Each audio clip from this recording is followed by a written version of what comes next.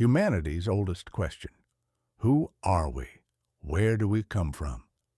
One of the oldest questions echoing along the misty paths of history is this: who are we, and where do we come from? From the very moment of its existence, humanity has struggled to understand its origins. This search has been shaped by myths, sacred scriptures, and philosophical narratives. At the center of this question stands a singular concept that appears as a common figure in the sacred texts of the three major Abrahamic religions: Adam. The narrative taught throughout human history is quite simple. Adam is the first human created by God and the father of all humanity.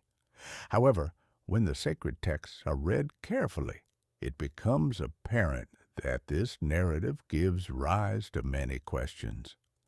What if this story is merely a surface-level reading?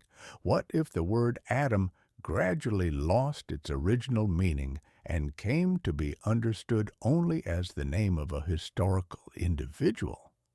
This study approaches Adam not as a biographical figure, but as a symbolic and conceptual structure.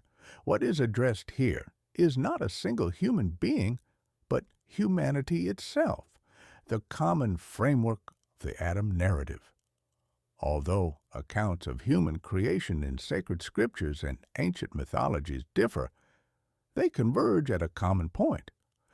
God creates humanity in a special position on earth. In some narratives, humans are formed from clay, in others, from water, and in others, from an essence. Alongside the narratives in the Torah, the Bible, and the Quran, similarities are also observed in Sumerian, Akkadian, and Babylonian mythologies. While the narratives vary, a common concept remains at the center: Adam. This study will not discuss divine creation, evolution, or a synthesis of the two. Its aim is to understand what the narrative represents at the level of language and symbolic background. Adam, an individual or a species. Today, when Adam is mentioned, it is most often understood as referring to a single historical person. However, the following question is of critical importance. Was Adam truly a single human being, or was he a symbol representing humanity? The answer to this question lies in the origin of the word and in its manner of usage within the sacred texts. The Hebrew Adam and the human species. In Hebrew, the word Adam directly means human, and in most usages refers not to a specific individual, but to the entirety of the human species. In the book of Genesis, when God creates humanity, the following statement is used: God created the human in his own image. He created them male and female. The word used here is Adam, encompassing all of humanity without distinction between male and female. The text continues as follows: God blessed them and called their name Adam on the day they were created. This expression indicates that Adam is not a proper name, but rather the name of a species. Indeed, even the 1911 Encyclopedia Britannica states that the portrayal of Adam as a proper name is an early interpretive error. The concept of Adam in Arabic, the origin of the word Adam is largely associated with Hebrew. Islamic scholars explain this concept through expressions such as Edom and Adam al-Ard, the surface of the earth. Some narrations describe Adam as having been created from soils taken from different parts of the earth.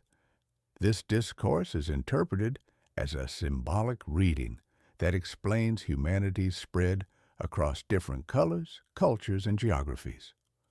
Two distinct creation narratives in the Torah. In the Torah, the creation of humanity is conveyed through two different narratives.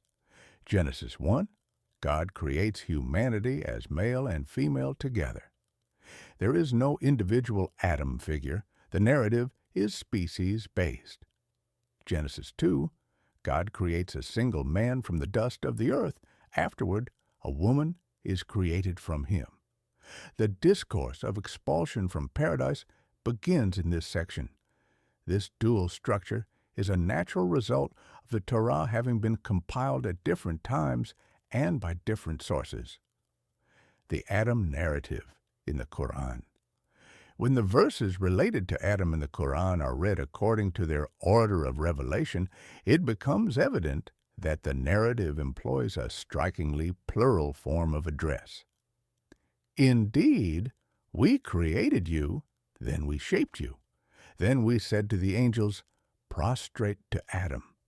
Here, the style is not individual, but collective. We created you. Moreover, the frequently recurring expression, O children of Adam, in the Quran, corresponds to the concept of humankind. The absence of Eve in the Quran. The name Eve does not appear in the Quran. Instead, the text uses the expression Adam and his spouse. In the narrative of expulsion from paradise, blame is not placed upon a single gender. Adam and his spouse are held responsible together. In this respect, the Quranic narrative presents a more balancing and egalitarian structure compared to earlier scripture